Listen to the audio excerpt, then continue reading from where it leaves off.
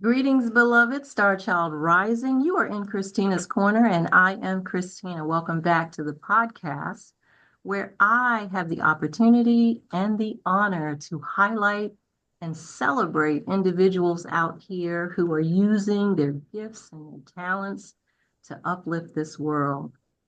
Today, we are delving into the world of educational leadership and specialized learning with the remarkable Chris Ouellette. Chris is a dedicated advocate for student success with over 2 decades of experience in special education, spanning public, therapeutic, and independent school settings. Currently, in a director level positions focused on student support, Chris is at the forefront of shaping inclusive and effective learning environments. Beyond his direct work with students, Chris is also the president of the Northeast Association of Learning Specialists, NEALS, where he champions collaboration, innovation, and professional growth. Chris's passion for fostering connection and providing essential resources to educators is truly inspiring.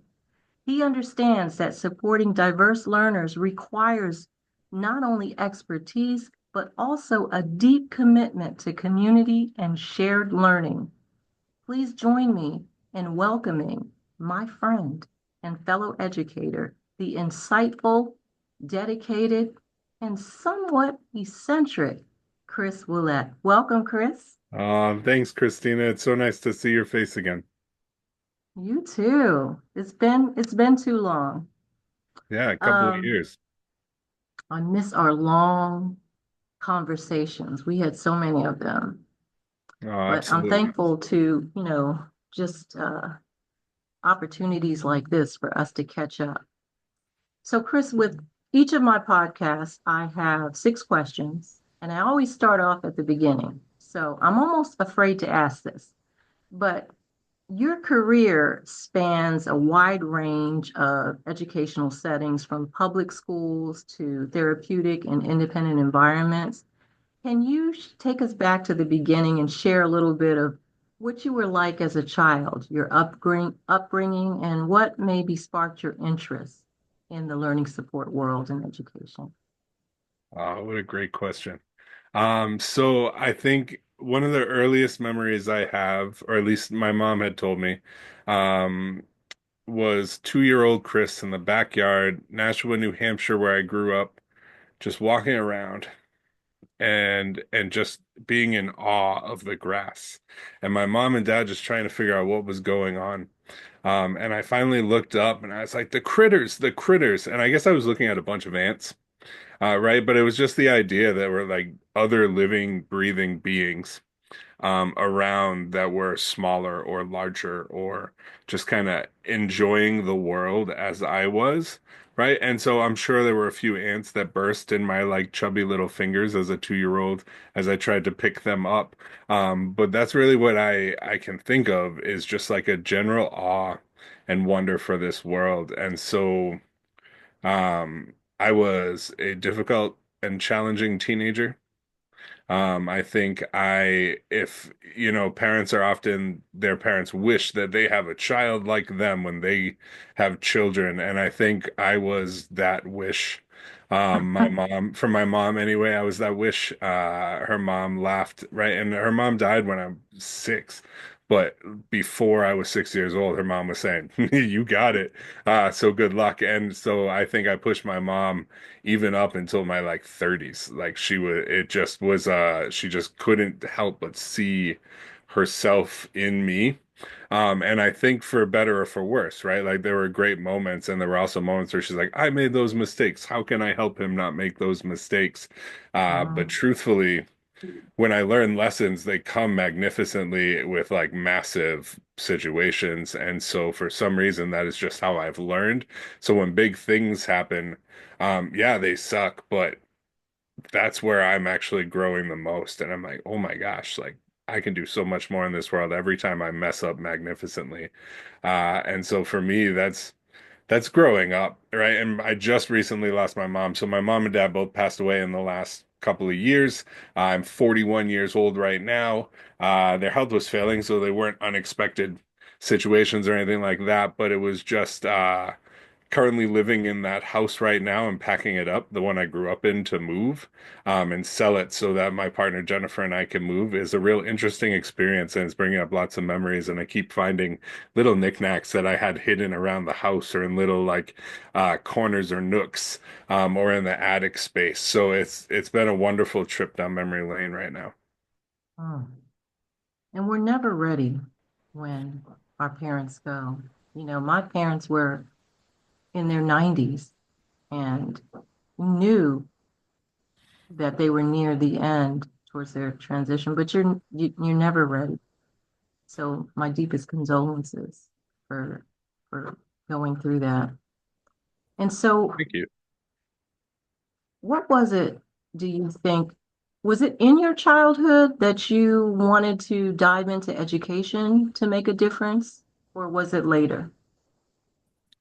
I don't know. I was always afraid of not knowing enough when I was a kid, right? Like I just didn't know if I was going to know enough, right? And we know that's a stage of learning, right? We know that there's a moment where we realize there is something else out there and we should know skills and that we don't have them. And so, like, I think that was that. But when I truly found education, I was 18 years old. I had just graduated high school. I worked at the or my mom worked at the high school where I graduated. And the director of special education just saw me in my senior year, always talking to the special education students who were in the hallways with their paraprofessionals and their paraeducators, right? Our students using wheelchairs, our students using walkers, and I was always just going for walks with them and having conversations. And she asked my mom if I wanted a job. I had no experience, no training, no anything. It was just high energy. Chris likes the students we work with, so I became a para educator in the summer school program at Oh, 18 years wow. old. Um, and I worked with a student that stretched every inch and ounce of my patience and my soul to like understand this young human who really couldn't communicate in any typical sort of way that we knew. And so for me, without training, without experience, I just got kind of thrust in, and I realized at that point my patience, even though I don't always let it be as good as it can be really strong and really long for just situations that most people are like, no, thank you.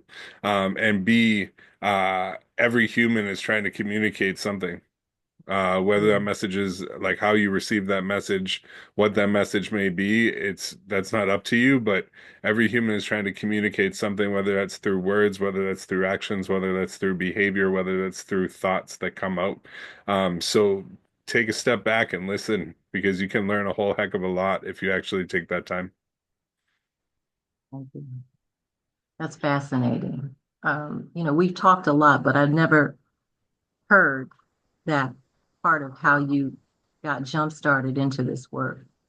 I love it, and I'm so glad you chose it, Chris. You know, being somebody that worked with you, alongside you, um, I really appreciate you and all that you do, and the way that you connect patiently, as you say, with students and adults as well.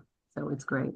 Thank you. Students more so, adults can be more challenging, right? And I No. think when you lead with unconditional positive regard, it's easy to have that with a student who you're like, you're a Yeah. teenager or you're a young human. So, like, I can't expect you to know. I can help you get there, but I can't expect you to know. And sometimes I forget that with adults that I shouldn't expect humans to know something. But I'm like, you're an adult, you're in this world. So, like, how come, like, do your job essentially? And that's never the message that comes across from my face or my like words or my mouth, but I just struggle sometimes when it's you move to the adult world, and yet that's a challenge that's so wonderfully beautiful in this world that we live in. Yeah. Yeah. Because those adults that you're working with are on the front lines of the students that we're here to serve. And so all of it's very beautiful and meaningful and worth it. Okay, number two, as president of NEALS, you've emphasized the importance of fostering connections and returning to in-person collaboration.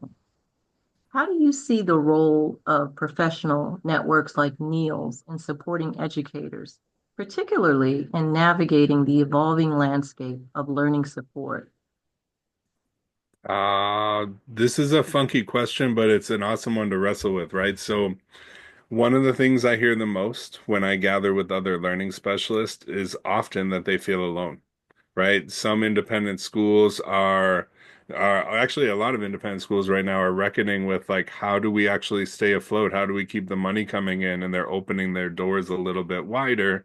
They're looking at a student population with learning profiles that maybe they hadn't served before, but they're really trying to just meet that financial need, right? They're trying to fill those numbers. So learning specialists feel alone because they're often the only human doing the work in their school because as the school starts to wrestle with that, they're not sure how many people it takes or what it looks like.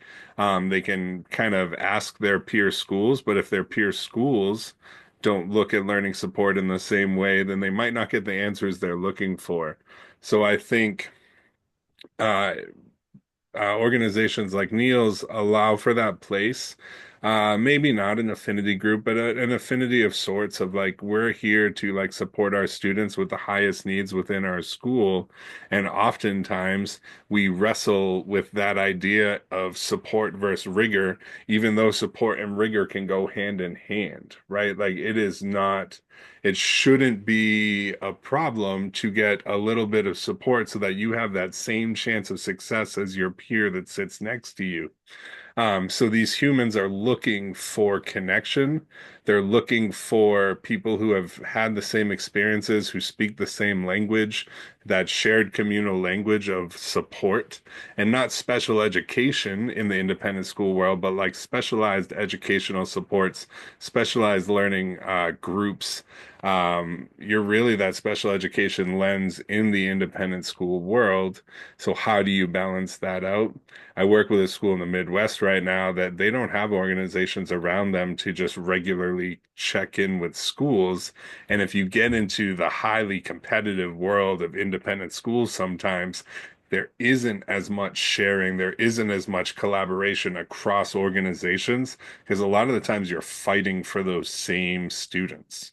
So, providing a space where people can ask big questions, providing a space where people can continue their professional development, whether it be in person, whether it be a virtual world, and how do you actually make those worthwhile? How do you think about the current trends in education, right? The rise in mental health needs and how that impacts academics and student support.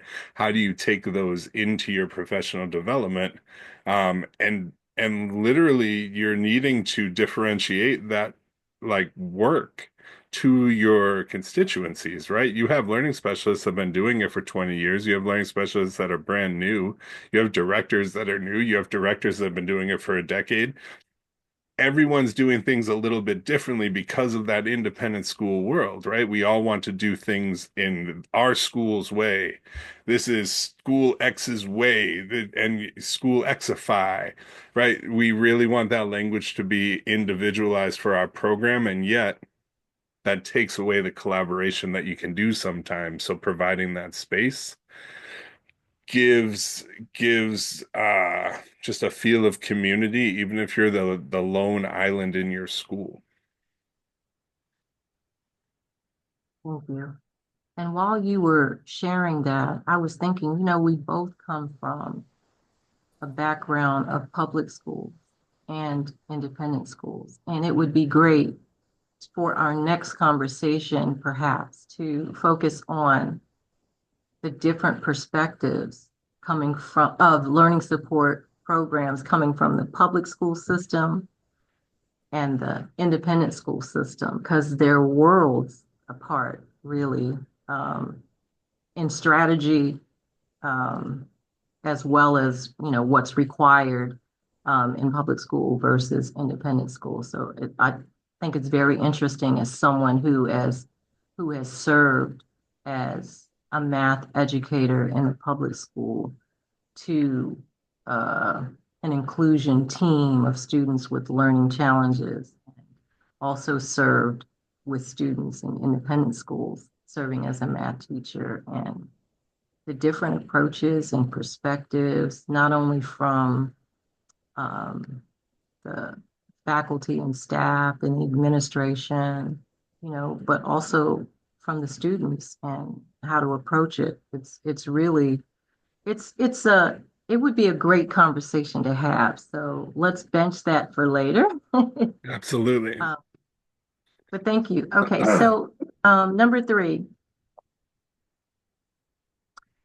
um, you have mentioned the significant impact of mentors in shaping your leadership, but you've also served as a mentor to your colleagues, and I'm one of them.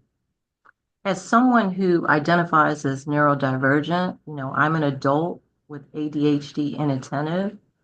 I am so deeply grateful, if I haven't told you a million times, for your support on being an ally to me as I was navigating my journey successfully in a leadership role. You helped me immensely. You were my ally. It was good to talk things over. As I said, as someone who taught students with learning challenges, you learn to connect with those students and you learn to help them advocate for themselves. And I have a daughter who's neurodivergent too, and helping her to advocate for herself and advocate for her through the public and independent school system. But back in the day, as someone who's neurodivergent, we didn't even know what the hell it was. I knew something was up, but I didn't know why.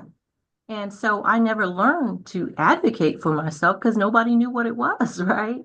Yeah. And so I can't tell you what it means to me to be able to sit across your office from you and just talk about, why I can't take notes while I'm listening.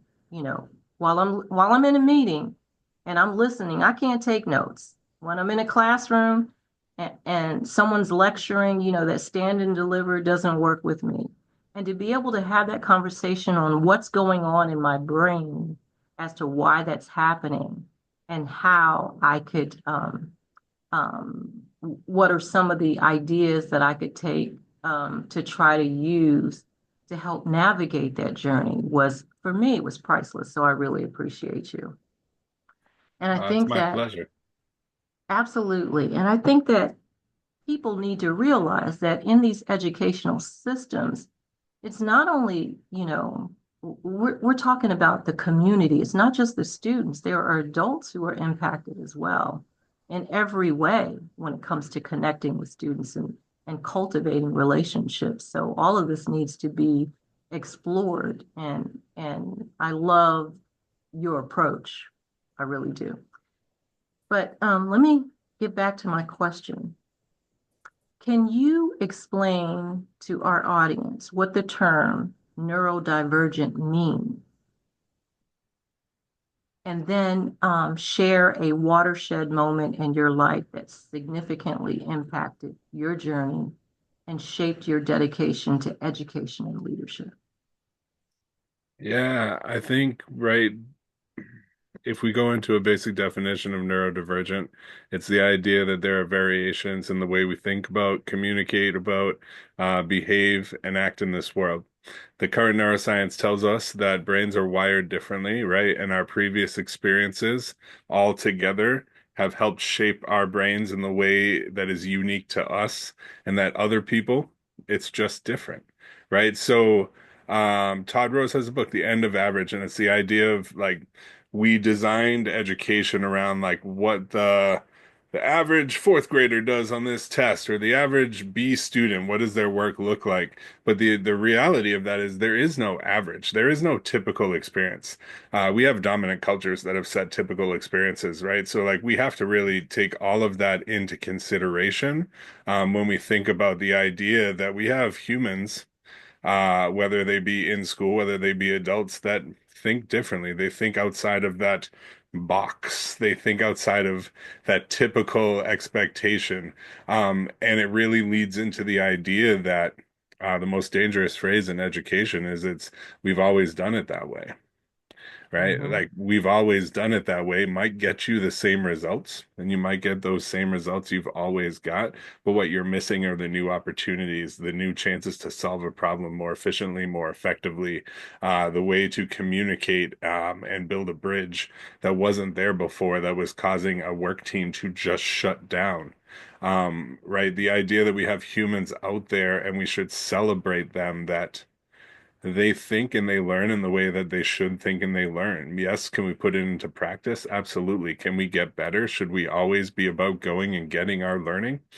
Absolutely, 100%. And be happy who you are, right? I think what you didn't share when you talked about being in my office is the amount of action figures and toys and hip hop memorabilia, and different items that just say, how does this even all fit together? And my one goal with having an office like that is that you can walk in and you can feel it is 100% okay to be who you are and to Mm-hmm. like what you like. And if you can walk through that world having confidence in that, then you can start being a self-advocate and asking for what you need, because this world will give you what you need if you ask for it and you know where to look for it. And so for me, being someone who has probably always been outside of the box, right? I did the do really well in school up until about seventh or eighth grade. I found other things that intrigued me. I got a little bored with school, even though life is so full that it's amazing that you can be bored in it at all. And it's that idea that you need to be challenged. You need to have material connected to your experiences. And if you really get engaged in the learning, right? If we take that time as an adult to truly engage our students, then they are capable of just about anything. So why wouldn't we do that? Why wouldn't we have 100% unconditional positive regard for who that student is, right? Especially when we know the work we are asking them to do is going to cause mistakes. You're going to mess up. So embrace that mistake, embrace that mess up, and know that that student is just trying to make it in this world. So who are you to take any support away, right? We are there, we are in that corner and build it up, because that human, you are put on this world to do good. You are put on this world to make it better. So find where you make it better. Powerful. Thank you. I knew some of these questions were going to get you started. Thank you. I appreciate it. Okay, number four. So, Chris, you've taken on the role of inaugural director of learning support at one institution, and now you're a director of student support at another. While we served at the same boarding school, you established the school's first Affinity for Diverse Abilities Affinity Group with you as the advisor. I know that co-creating this affinity group with students was important to you, and I loved how you focused on abilities as opposed to disabilities. Can you share a bit about your process of establishing the affinity group and how it aligned with your approach to building a strong foundation for learning support within an educational institution? Yeah, absolutely, right. So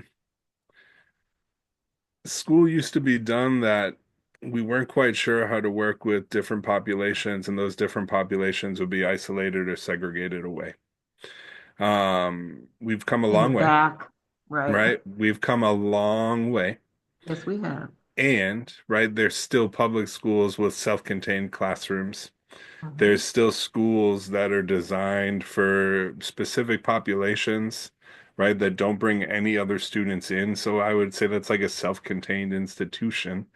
Um, but we have a duty to be as inclusive about education as we can. The idea that all learners being in a classroom provides just even more viewpoints for everyone to learn from and grow their global citizenship, right? We want people to have different experiences. We want people to be able to look through different lenses. Doesn't mean you need to agree, doesn't mean you need to even like high five. Like that's an idea that's awesome. Like you can think it's the worst idea in the world, but you need to have those different viewpoints and experiences so that you can become a better human, right? As humans, we have to work really hard to break away from putting other things into boxes to make our life easier, right? That's what we need to break away from because that just makes our worlds better. If we can think about different groups in like one package versus like several different pieces, it makes it better. It makes it easier. And yet, we start missing students. When we have teachers start to think that they know how to work with a student with ADHD, we're missing the fact that every learner is different. When we have teachers think that they know how to work with a student who is dyslexic, then they start to miss the individuals there, right? So how do we create a space for these students who, for all intents and purposes, have felt less than, whether one time or whether their entire educational experience, because they have been different, right? They've learned differently, they've thought differently, they've struggled to produce things in the same way other peers have. So teachers have labeled them lazy or they haven't studied hard enough versus giving them a different option to present their learning, right? It's very seldom that we have zero learned information when we've been working with material. So, creating those spaces for those students to feel like they are a part of the community is really important. I've worked with students, right, in the independent school world specifically. Students have come from places where teachers, meaning like all the best intentions, right, the best desires for students, have dumbed down curriculum, have dumbed down material to a way a student notices versus creating scaffolding that empowers that student. So these students have felt less than from their educators, from their peers. Um, so creating a space where you can come together and talk about that is really important. And young humans right now have the wide world of internet at their hands and fingertips to collect information, but they don't always know where to look for information. So when we have an industry of media where representation of neurodivergent humans or humans with disabilities like aren't represented all the time, or even when they are represented, it's whole person actors pretending, right? Like they're pretending to be in a wheelchair for that role. And so you need to create a space where people feel safe to come together. They feel safe to be who they are, and they feel safe to learn together. When you feel safe, you can truly grow and you can learn, and then those students become better advocates within their communities. Those students start finding the confidence to stand up in front of their peers at community meetings, at morning meetings, and talk about Dyslexic Awareness Month, right? Talk about Autism Awareness Month, right? Those are the moments when you start to think about an affinity space, especially around diverse abilities, that you really start to think about. Those students need to feel like they belong. And when you create a space like that, you start to move in that direction. Thank you. I know that the students really appreciated it, and students in affinity groups in general, they just love the opportunity to be in those safe spaces. And so I'm hoping that the school has continued that affinity group um, because it was Yeah. very impactful. Um, okay, thank you. All right. Okay. So leading a professional organization like NEALS and then managing student support roles can be very demanding. So how do you balance your professional responsibilities with your personal well-being? Uh, What strategies do you use to avoid burnout and still maintain your passion for what you do? oh, that's such a great question. And it was probably the one I was least looking forward to when I saw your questions ahead of time.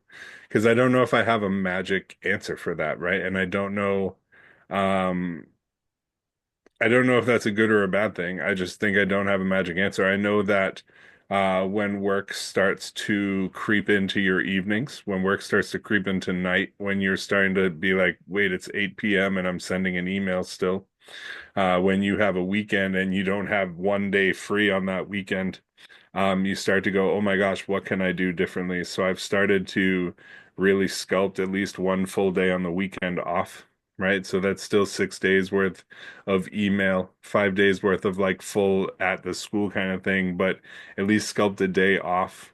Um, my partner Jennifer and I, we do vacations from our problems, a la What About Bob? And so we'll take a night away, and we'll just go within an hour and a half, and we'll just spend a night away, on a Saturday, where we've done work Saturday morning, and then we'll have Sunday off, and then get ready to go.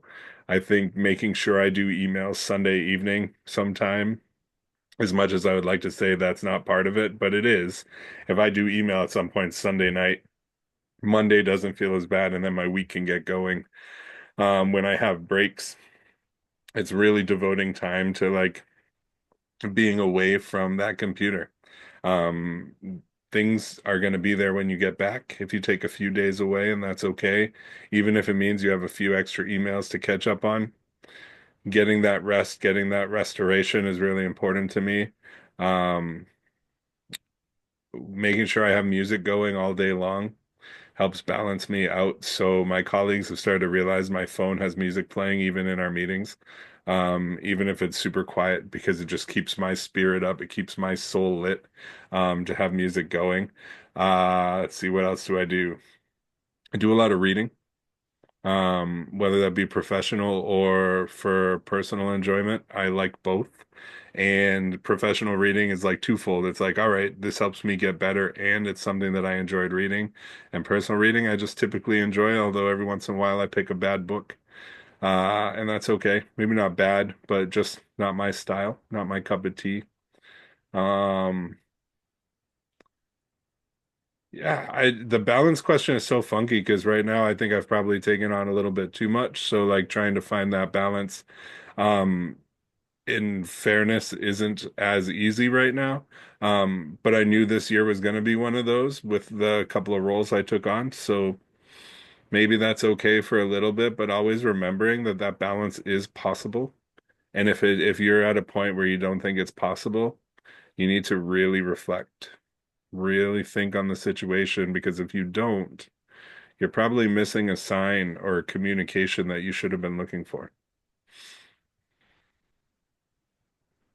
So what about the summers? Are you still just doing one day, or are you taking time during the summer to go on Yeah. vacation?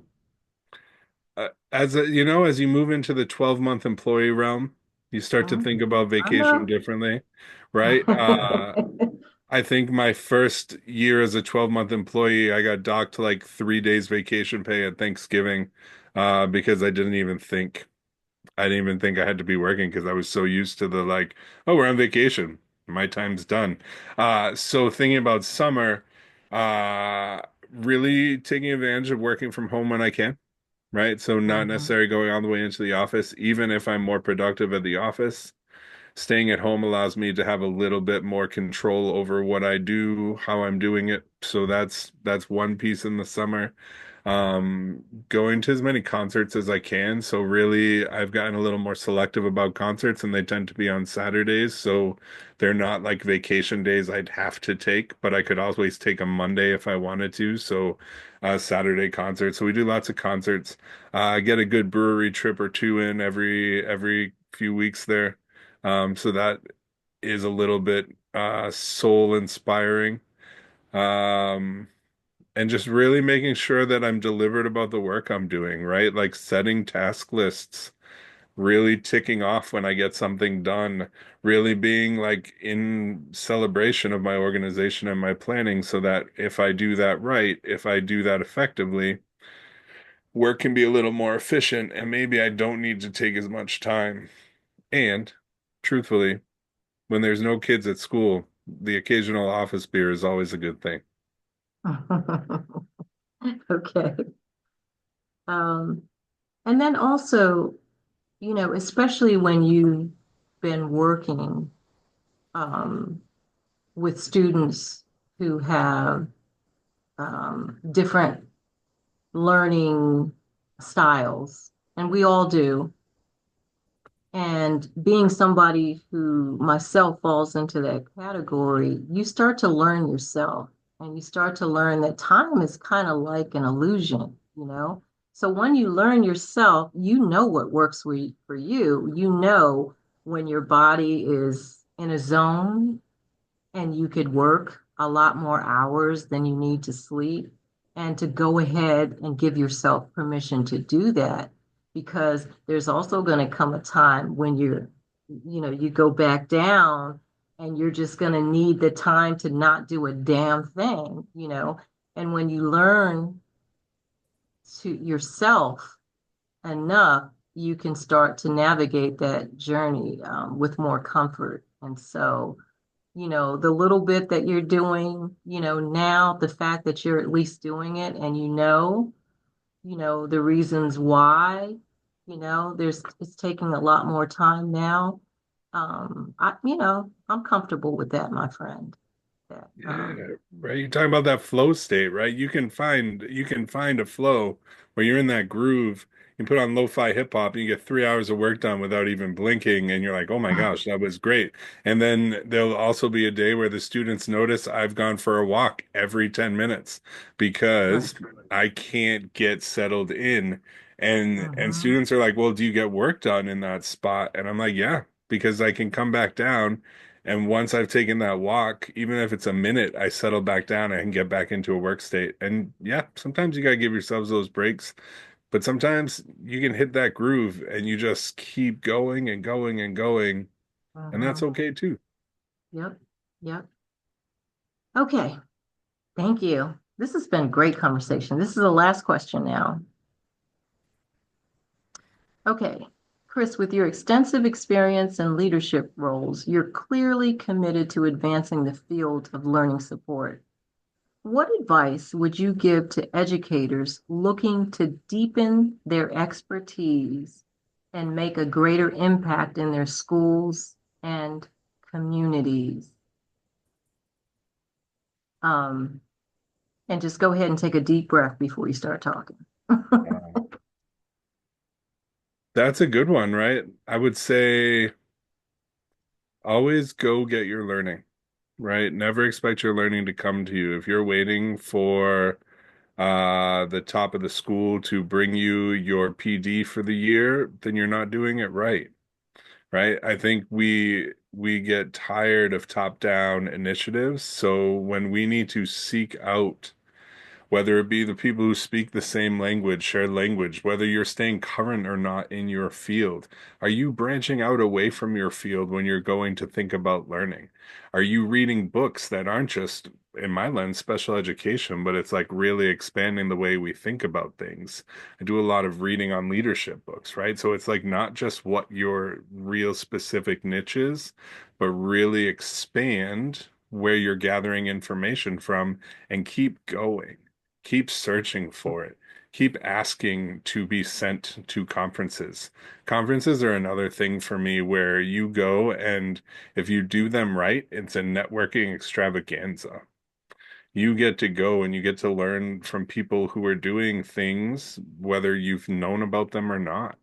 And you get to sit with those people and then you get to talk with them after. And if you really want to keep moving forward in this field, do that. Get a thick skin. That's another thing I would offer, and that is hard, right? You can't change the skin you're in. But you need to have a thick skin if you're going to challenge this world. You need And a to be growth able to mindset. push. You Yeah. need to be able to push hard. And, excuse me. And you also need to be ready that not everybody's going to agree with you.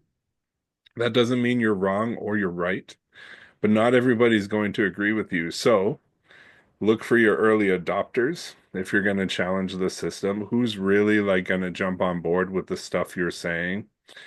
Look for those humans who are going to be resistant, right? And how do you reach them? Don't just push what you're peddling right down their throats. They obviously don't want that. They need to be courted a little bit. So how do you bring them into your world? How do I bring people into the world of unconditional positive regard? I have to be careful with that because it is a message. right? Your support meter never dips no matter what that student does. That seems like it should be what we're doing. And sometimes it comes across like you're challenging people at their core. They like you're challenging them about whether they're meeting the student's needs or not. And it's just a different lens to look through, right? So you have to be careful when you are passionate about a message because when you become the passionate preacher, sometimes people can get tired of you and then it becomes your thing. It just becomes that Chris thing versus like what we should be doing or what we Mhm, could be doing. mhm. Um, find your time to take a breather. There are going That's to a be tough times line too. where you are stuck at work. You are bogged down. There's so much on your shoulders. There's so much need in the air. Find that time to step away and take 10 minutes and breathe. Step off Mhm. campus, grab lunch, step out and take a walk. Do that stuff when you are bogged down because if you don't, you can burn out. This world is not full of enough gratitude. And this is a job where if you aren't careful, that can really eat you up. Right? So Mhm. how do you find that gratitude? How do you find yourself to be your own source of support and gratitude? Right? Who you don't need other people to pat you on the back, though it feels really good. How do you actually find that within yourself so that we are driven internally to succeed, right? That internal intrinsic motivation for your own professional development. How do you find that? Because if you're waiting on your bosses to just high five you every time you do something well, you're not going to get there. Mhm. They're going to No, expect you to do well because that's your right, job, right? They hired you to right, do that job. right. And in all of our conversations, we never even mentioned how the parents fit in to this too. We talked about the students and the faculty and staff and the administration, but parents play a role too. And there's a lot of emotion that goes into the work that you do, and trying to navigate it is a challenge. And again, um, I honor you for the work that you're doing. The last part of this last question, I know it's six questions, but I packed, in case you hadn't noticed, a couple questions in each All one. good. Was of all the things that we've already talked about, are there any specific trends um, that you're seeing in the learning support world? For example, we're hearing more and more about students on the autism spectrum. What are your thoughts on this, and what aspects of the future of learning support give you the most hope and excitement? I mean, if you think about trends, right? Like the nature of those is that they're shifting every handful of amount of time, right? So we start to see students identified more, and then we wonder about uh is that because we know more so we can identify it easier, or is that because our world is shifted in a way that has that created more humans who can be diagnosed with that. And so it's like a chicken or the egg kind of conversation. So I don't know Mhm. in that per se. I think the trends that are probably need to be paid attention to right now are the fact that we have more and more students coming up with gaps. And yeah, we're moving further and further away from that little pandemic time, but we have more students with gaps, right? We still have students who had 2 years without all of the social development, without like in-person academics, like really fueling their world. So like their holistic development has shifted. And that needs to be considered as an experience, not just an effect of COVID anymore, right? That's a previous learning experience for these humans. So how do we actually take that into consideration when we are building our learning, when we're building our scaffolded programs? We need to think about those moments. We also need to think about the fact that independent schools, right, in this current climate are fighting for more and more like young humans, right? We are not finding enrollment numbers to match where most independent schools want them to be, which does mean that you need to open your doors a little bit wider. You need to take chances on more students who may not necessarily be the typical student you accept to your school. And so if you are accepting a wider array of students with wider array of learning profiles, do you have the right tools, the right humans to support those students as they come into your school? Because they're coming, and once you accept them, these humans deserve to get the education that you were saying that you provide to students. So, are you willing to shift your rigidity around some of your policies, right? Don't change totally for outliers, but like, are you willing to shift the way you think about policies and procedures so that you can better meet the needs of a wider range of learning profiles in your classroom? Those are the biggest things that I think need to be thought about. That and as And we, let's not forget the transparency in speaking with the educators who are on the front line with these students about the needs of students that are coming in so that they can make the decision on whether they're all in or maybe it's time to step away from education. I'm not ready for that. But I think that it's important that there is a transparency about what's going on. So there's not always this kind of like us versus them, you know, dynamic in yeah, the admissions institute. keeps letting in the wrong students. And Right. these aren't the students we've worked with before. And then it becomes this he said, they said back and forth. And none of that serves the students we're working with. Mhm. Well, what are you excited about? What am I excited about? I think I continue to be excited with the idea of mind-brain education for the humans out of the Center for Transformative Teaching and Learning, St. Andrew's Episcopal out in Maryland. And it's the idea that we take current neuroscience, what we know about human psychology, and the educational practice, and like the Venn diagram of those three, right? And the intersectionality of those three. And it's really like bringing that bringing those tools, strategies, structures, procedures into how we work with students, right? The idea that testing, evaluation, standardized testing is going to the digital world.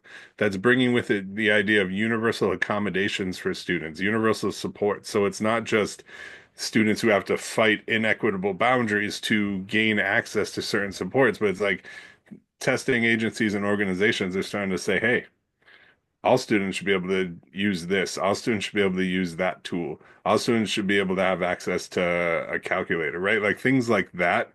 Like the idea that we really want to see what students learn and not have arbitrary boundaries preventing them from accessing the knowledge that they could share with us. Those things excite me. And also the point in my career where I'm at a point where shifting out of working from one school as a base is coming. So I'm excited to see what that brings. I'm excited to see the ins and outs of like how that works. Right now, my head's not wrapped fully around it, so it's not there yet. But it's like, how do I just go in and speak to different school communities and talk about different things and help them wrestle with real challenging moments so that they can take that information, they can take that shared time and shared language and then do something with it. I'm thinking about those things and I'm really excited about what that looks like for my time in this educational world. I'm excited for you because I can envision it now. You're having your own consulting and, being highly sought after for what you do and you being able to do an amazing job because you have the freedom to do um, what you want to do and what you're really good at. And then maybe even becoming an author, you know, I see that as well. So you just never know.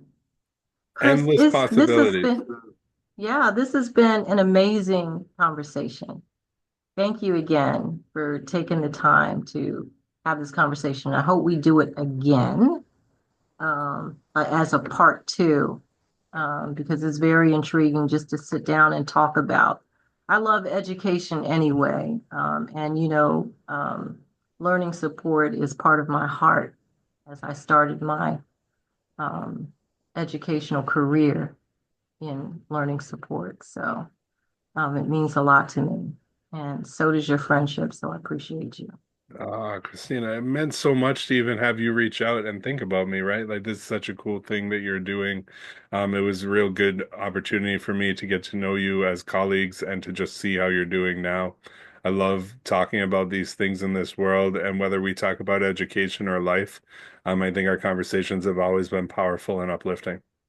So, Yes. Thank you. And to all the listeners and viewers, love and light to you. And see you on the next podcast. Have a great evening. Bye bye. bye now.